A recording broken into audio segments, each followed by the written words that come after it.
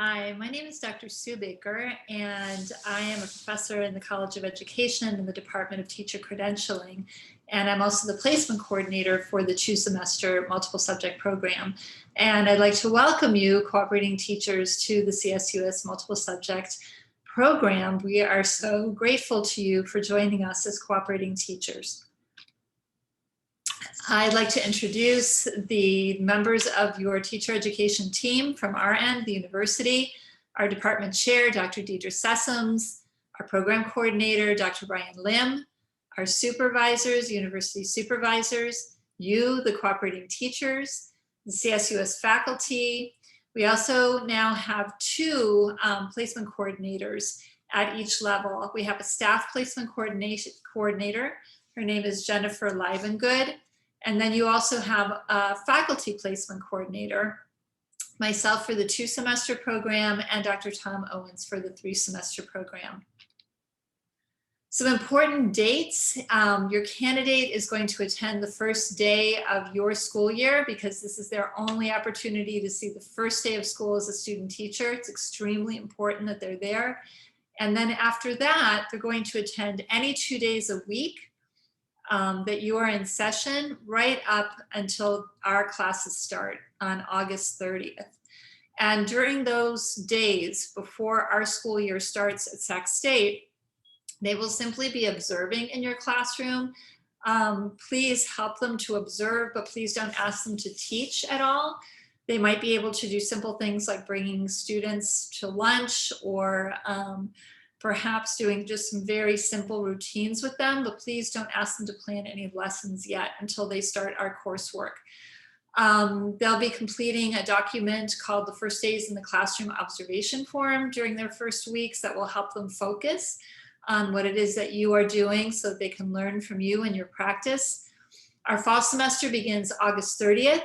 The last day of student teaching for candidates in the fall will be the last day of finals week, which is December 17th.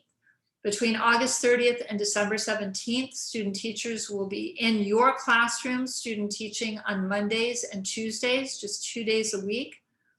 Over the winter break, the candidates will seek out an alternative placement at a different grade level. So for instance, if they're student teaching in a kindergarten placement regularly, they should seek out a 5th or 6th grade placement where they can learn especially the math and what math looks like at the upper grades. If they are in an upper grade placement during the regular school year, they should seek out a kindergarten or 1st grade placement to go and observe at during the winter break so that they can look and learn about foundational literacy skills. If you can please help them find that alternative placement for winter break somewhere at your school site or another school within your district, that would be wonderful. They will be doing that over winter break 2 days a week or more if they so choose. During the spring semester, student teachers are teaching Monday, Tuesday, and Wednesday in your placement classroom. They spend the whole year in the same placement, and they are in session from January 24th, will be their first day back in your classroom, until May 20th, which is the last day of finals week. During the last weeks before May 20th, and these last weeks are dependent on you and what works best for you, student teachers will complete their solo weeks. They will have 2 weeks of soloing if you deem that they indeed are ready to do that and to take over your classroom. And again, that you can work around your testing schedule or what works best for you. So one of the things that we wanted to communicate to you is that there's been in the field of teacher education a shift in the role of cooperating teacher. So for instance, when I was a cooperating teacher way back in the day, I was asked pretty much just to provide space to the student teacher for them to practice what it was that they were learning at the university. And of course to observe me, but it was more about providing that space. Now, student teachers and cooperating teachers are more, or rather cooperating teachers are part of a teacher education team, right? You're a team member with us, with the supervisors, and with other cooperating teachers. And we all work together in concert to support the candidate.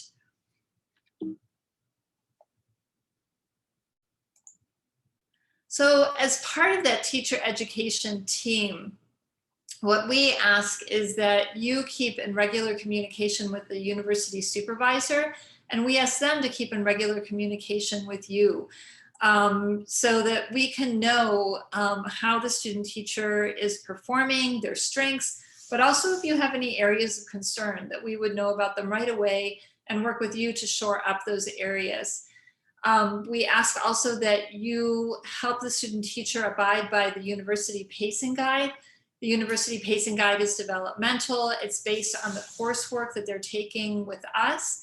And if you, during the sacred meeting hour that you will have weekly with your student teacher, can please start with the pacing guide. Where are we? Are you where you're supposed to be, candidate, in the pacing guide? What is it that you're learning in your university coursework so that you can try it out in the placement classroom if you're not already? That will really help us all work together to support the student teacher, and will give you an idea of what the student teachers are learning in their university coursework so that they can be responsible for carrying that out in your placement classroom. Another piece that we ask you to give support to the candidate and to us on is the university lesson plan template. And yes, it is big and it is long and it's super detailed, but it really helps us see candidate thinking. So it's not like an exercise in busy work that the student teacher should just fill out all of these different pieces, but more it helps us see, okay, how is the candidate taking into account the English learners in your classroom? How are they taking into account the students with IEPs? So how are they taking into account how to launch a lesson in an engaging way and how to close up a lesson so that students know what is it that they were supposed to have been able to do during the lesson? Were they able to do it? Did they get to that target? And what are the next steps? So that will really help us if you can support us in helping the student teacher fill out that lesson plan template for all of the lessons that they teach, but especially detailed lessons for their supervisor. And often we have candidates who will come back to us and say, but our cooperating teacher doesn't fill out lesson plan templates. Well, we don't either at the university. We've been teaching for years, all of us. And so we don't do that anymore because we have it in our heads. But help the student teacher know that they don't have it in their head yet. And so they need to write it down so that they're really fully prepared for your students. That will help us a lot if you can support us with that. Okay, and teaching your candidate, there's so much that you do that is just invisible to your candidate. So that's what this piece right here is talking about. And that pedagogical dilemma at the top is just like what happens in your class. Like a student says something happens, and then you as the cooperating teacher think about, okay, I have all of these different options of what I can do now that the student did or said this. I have all these options. And during my years of teaching, I know that this option will work, this one won't work, this one will work, and this one is the best option over here. But like all that thinking is invisible to your student teaching. The only thing they see is that thing at the bottom, which is that instructional decision. So in between there, that professional judgment piece, again, is invisible, and the student teacher tends to think of it as just like magic, like, oh my gosh, they just know what to do all the time, and there's always this one right thing to do. So on the left side of this slide, you can see that making thinking explicit. If you can please talk with your student teacher about, like, I'm going to do this thing now, and this is the reason why I'm doing it, because this student did this, and I know that this is the best way to move forward. Okay, or the student said this thing, and so now I'm going to say this. And even though it might seem disruptive to the students in your classroom, like all of a sudden you start talking with your student teacher, just make it really, really short and fast, and then come back to the lesson if that's possible. And then please provide opportunities for your student teacher to practice the skills that they're learning from you and that they're learning in the university, which probably will be the same thing. So you could say something to them like, watch me when I transition. Watch me when I launch a lesson. Tomorrow you're going to do it and I'm going to give you feedback. So really watch for this. And this is what I'm going to be watching for you when you do it tomorrow. Okay, so again, making your thinking explicit and providing opportunities for practice. So that's during the day, during the instructional day. But as we all know, there is so much that teachers do behind the scenes that is crucial for your success and for the student's success and for your candidate to learn. So if you can provide opportunities again for them to practice, like how do you set up your classroom? Because next year they're going to be setting up their own classroom during the summer, and you won't be there to help them learn, think about, okay, how do you set up a classroom? So when you're setting up your classroom this year, please let them help you. They want to help you and they need to help you so they can learn how to do that. They need to learn how to be a good colleague in planning meetings. Please introduce them to your staff, administrators, secretaries, custodians. Help them learn who is in the school building, who can help them in what way, and who they should not go to for certain problems or for certain help, like who does what. Please invite them to school events and teach them how to be a university, yes, but a school participant in that school event. And please include your candidate in all the relationship building activities that you do in the classroom. Sometimes the students will think, oh, that's not instructional, so I don't really have to pay attention. But as we know, it's crucial for student learning that there are relationship building activities. And if the student teacher learns how to run those, they will be more likely to be successful at them next year in their own classroom. As you are doing this behind the scenes work, please make your thinking explicit again to the candidate. Like, did you hear during that planning meeting when I said this? I did that because X, because next year they're going to be part of a grade level team and they're going to need to be successful. So please help them learn how to be successful members of a grade level planning team. And then too, like you could help them understand why you set up your classroom in a certain way. There are things that you've learned over the years about where things should go. Student supplies, backpacks, chairs, tables, your classroom library, your calming corner, all of those different things.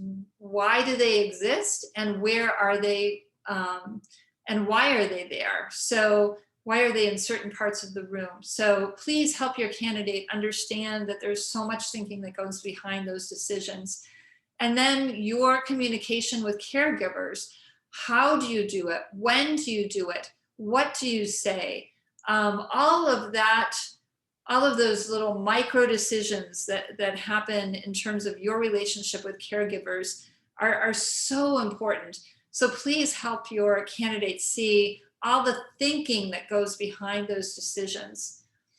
That will really help them be successful this year and then as they move into their own classroom next year. So when can you talk with the candidate? This is a lot of talk. So when could that happen? So it's obviously going to happen during your co-teaching, your co-planning, your co-assessing. And one thing that's important to mention is that please give your candidate actionable feedback. You know, try this thing, you could try it at this time, but two, please include really positive feedback for them. You know, they're just starting out and they can be very tender, even though they might have their game face on all the time. They can be very tender. So please include a lot of positives that you see. What are they doing that's effective with the students? And please give them emotional support. Our program is really intense. And if you can just, you know, keep giving them attaboys and like, you're gonna make it and you've got this, that's really gonna go a long way for them. Specifically, when can you give them feedback? Please during the sacred meeting hour that you plan weekly at the same time each week so the student teacher can plan for that. Please make sure that that's a time when it's just you and the student teacher. not a grade level planning time, but just you and the student teacher so that they can really dig into their questions for you, and you can ask them questions as well. If you have time during the day while the students aren't in class, during the specials, during lunch, but sometimes that's time when you need to get things done. So don't feel like you have to set all of that time aside for the student teacher. And then, as said earlier, at times during the day while the students are in class, if there's time to talk over the top of the kids quickly, no more than 15 seconds. What are you doing and why? Whispering to the student teacher as you kind of cross paths during the instructional day. And then there have been times when cooperating teachers have set up signals that they can use with the student teacher when the student teacher is teaching that are helpful, that they can give from the back of the class or someplace where they're not going to be distracting to the students. So like if you want the student teacher to go faster, because sometimes student teachers will go too slowly, you could have like a signal like this. You'll come up with your own that are better. Or if you want a student teacher to wrap it up because they've got to be somewhere, you've got to be somewhere, the kids have got to be at lunch, you could have a signal like, okay, wrap it up. You'll come up with your own signals with the student teachers, but that can be really useful to the student teacher. And then of course over email or phone.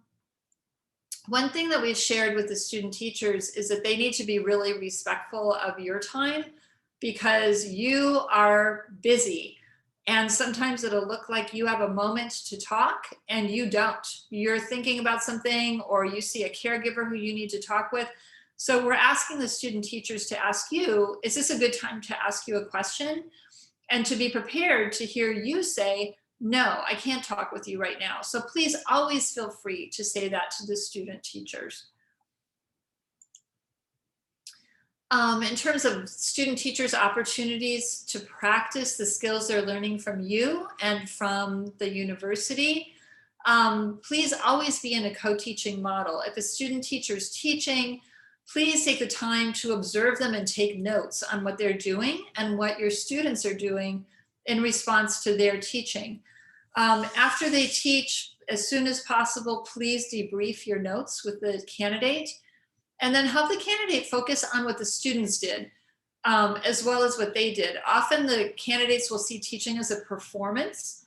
And if they feel that they performed well, they're not as worried about what the students did. So even if the student work shows that maybe the students didn't really get it, the candidate finds that hard to see that they didn't really teach. So please help them see it's all about what the students get and what they don't get. It's not so much about teaching as performance. So guide the students, our candidates, to look at the student work. If they say, how did I do? So let's look at the student work. Let's look at the student work rather than let's just focus on what you did or didn't do. Again, please help them focus on positives. They can be really hard on themselves. So please help them focus on positives and then of course the areas for growth. Ways that they can practice that aren't just like a lesson plan can be the daily canned routines like morning meeting, calendar, a closing meeting if you have that, reading poetry or singing. And then help them reflect on their teacher presence, their affect. Affect looks really different for kindergartners than it does for sixth graders. So do they have developmentally appropriate affect for the age of the students that they're teaching?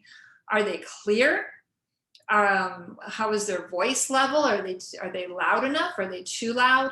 And are they able to scan the room to gauge student engagement? Do they have the students? How do they know that they've got the students? If they don't have all the students, what are they doing to bring some of the students back? How are they using positive reinforcement? How are they respectfully redirecting any students who are off task? So all of that can be practiced not during lesson time, but during some of these canned routines, and that will help your candidate tremendously gain those skills around teacher presence and teacher with itness, gauging student engagement. So please, again, help your students during your sacred meeting time. During sacred meeting time, that 1 hour a week, that's at a consistent time, please always start with the pacing guide.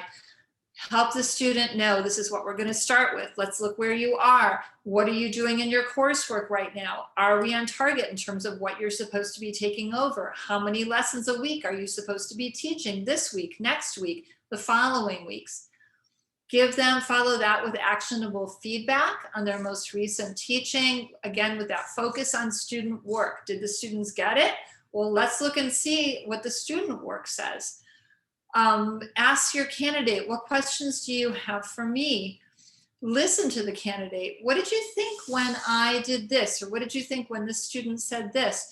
And then really listen to them and try to hear where they are, the candidate is developmentally in terms of understanding what it is that you do and the students are doing.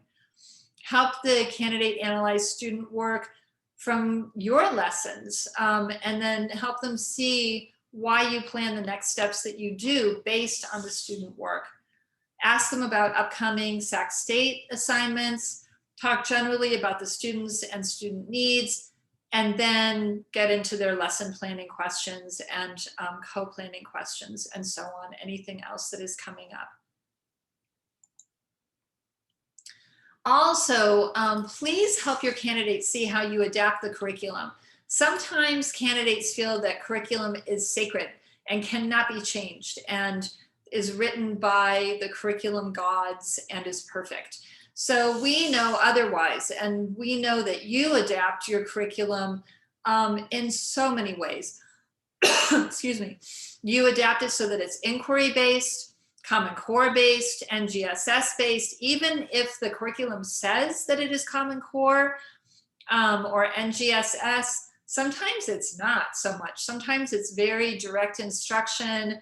I do, we do, you do, as opposed to let's explore this phenomenon together, or let's really dig into this math task and see how best to solve it, rather than me showing you how to solve it and then students doing the same thing. You adapt curriculum to be culturally responsive, for instance, to build off students' funds of knowledge, their cultural, racial, linguistic, and community backgrounds. You put in engagement techniques into curriculum that aren't written into the curriculum in so many different ways that sometimes are hard for the student teacher to see because they might be on the fly. You notice that the students are disengaged. So all of a sudden you do this thing. Help the candidates see that. This is not written into the curriculum, but I know from last year that this is where I tend to lose the students. So I'm going to do this thing to bring them back in. Okay, also help them see how the curriculum sometimes doesn't assess for equity. It just assesses to assess, but we always want to assess for equity to identify next steps depending on the student's performance on different assessments, and then always to help them gain the skills that they didn't gain. So grade books written in pencil, not in pen. Students can always make up lost learning. Okay. And finally, to wrap up, please reach out to us if you have any questions. The first step is to reach out to your candidate supervisor with questions, and then right away with any concerns that you have about your candidate. Our program is super fast. If you have any concerns, please let us know right away so that we can support you, support the candidate, and ameliorate any problems that might crop up. If you want any additional information about our program, please reach out to us, the program and placement coordinators. Again, Dr. Tom Owens for the 3-semester program, myself for the 2-semester program. And we want to thank you so much for serving as CSUS cooperating teachers, for being such an important part of our teacher education team. If you're watching this during the summer, have a great rest of your summer. If you're watching this in the fall, we hope that you're having a great kickoff to a new school year, enjoying getting to be face-to-face with your students. And again, please reach out to us with any questions, concerns that you might have.